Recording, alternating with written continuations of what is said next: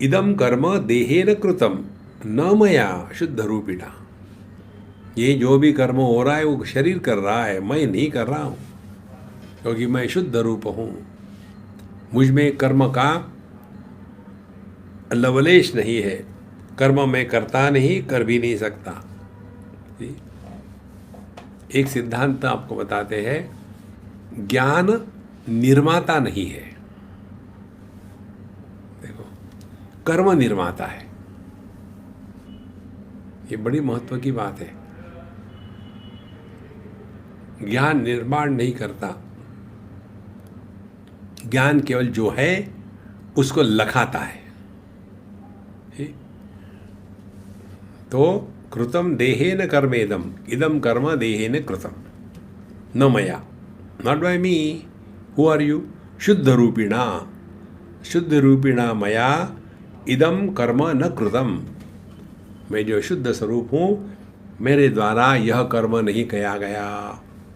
इति चिंतानुरोधी, यह इस प्रकार से जिसका चिंतन कंटिन्यूस चलते रहता है, चिंता अनुरोधी, यह इसका जैसे अनुरोध किया है, जिसमें इसके दृढ़ निष्ठा है, कुर्वन्नपि न करोति, फिर वो अनेक प्रकार के कर्म करते हुए भी कुछ भी कर्म नहीं कर रहा है, तो उसके माध्यम से क्रिया हो रही है, कर्म नहीं हो रहे। और इसीलिए जब कर्म नहीं हो रहे तो कर्तृत्वाभिमान कहाँ से आएगा? माँ कर्म फल हेतुर्भूः, भगवान जो कहते भगवत गीता में, कर्म फल के निर्माता मत बनो। कर्म फल का निर्माता कौन है? कर्तृत्वाभिमानी, अहंकार। अब चूंकि इसने यह अहंकार कर्तृत्वाभिमान का त्याग कर दिया है,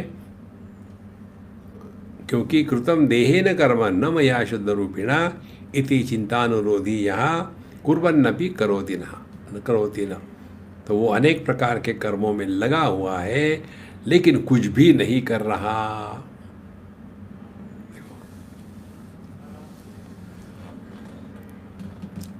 ये बात स्पष्ट समझनी है। एक है क्रिया, दूसरा है कर्म। देखो, आँखें खुली, सामने की वस्तु देखी, ये क्रिया है। लेकर के उसके बारे में चिंतन शुरू कर देना, मैंने देखा था, तुमने नहीं देखा अभी तक, मैंने तो देखा था, तो वहाँ मैं पैदा हो गया। माने जिस क्रिया के साथ मैं जुड़ जाता है, उसी क्रिया को कर्म कहते हैं। खाना खाना यह कर्म है। मैंने खाया, मैंने नहीं खाया, लेकिन खाना खाने के बाद जो उसका पचन होता है हमारे पेट पे, कि मैं खाना पचा रहा हूँ, ये भाव कभी निर्माण नहीं होता। देखो,